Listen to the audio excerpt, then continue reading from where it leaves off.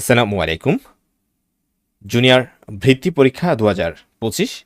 তোমরা যারা 2025 সালে অষ্টম শ্রেণী থেকে জুনিয়র বৃত্তি পরীক্ষায় অংশগ্রহণ করবে, তোমাদের গণিত বইয়ের প্রথম অধ্যায় প্যাটার্নের টাইপ ভিত্তিক সাজেশন নিয়ে হাজির হয়েছি।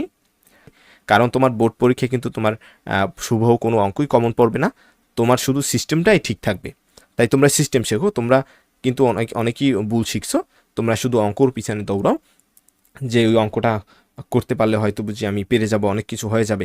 আসলে এটা ভুল শিখছো।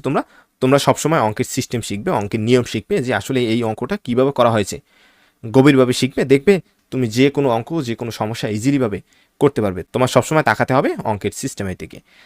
দেখো, টাইপ ভিত্তিক সাজেশনে টাইপ 1-এ তোমরা এখানে দেখতে পাচ্ছ 3টি নিয়ম রয়েছে। এই 3টি নিয়ম যদি তুমি শিখে নাও, দেখবে তোমার বইয়ের বিশেষ করে কয়ের অধিকাংশ অঙ্ক কিন্তু এরকম রয়েছে। যেখানে টাইপ 1-এর 1 নম্বরে রয়েছে 25, 29, 34, 37কে দুইটি বর্গের সমষ্টিরূপে প্রকাশ। নাম্বার 2-এ রয়েছে 100, 130, 170, 180, 185, 260, 265, 325কে দুইটি ভিন্ন উপায় দুইটি বর্গের সমষ্টিরূপে প্রকাশ। এখানে যে সংখ্যাগুলো দেওয়া হয়েছে 1 এবং 2 নং, এর বাহিরেও থাকতে পারে অনেক বা রয়েছে। তোমরা জাস্ট 1 এবং 2-এর এই এখানে যেগুলো দেওয়া রয়েছে এগুলো প্র্যাকটিস করলেই যথেষ্ট। এ থেকেই তোমরা যেটা শিখবে, তোমরা যে কোনো অঙ্ক আসলে এই একই নিয়মে করতে পারবে। 3 নম্বরে রয়েছে 40কে দুইটি বর্গের অন্তররূপে প্রকাশ।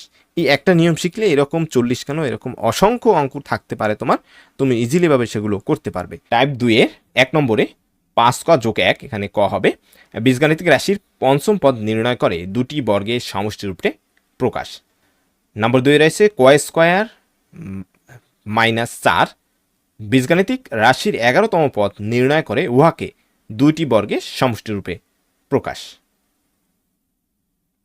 3 নম্বর রয়েছে 4ক যোগ 1, বীজগাণিতিক রাশি তৃতীয় ও চতুর্থ চিত্র অঙ্কন করো।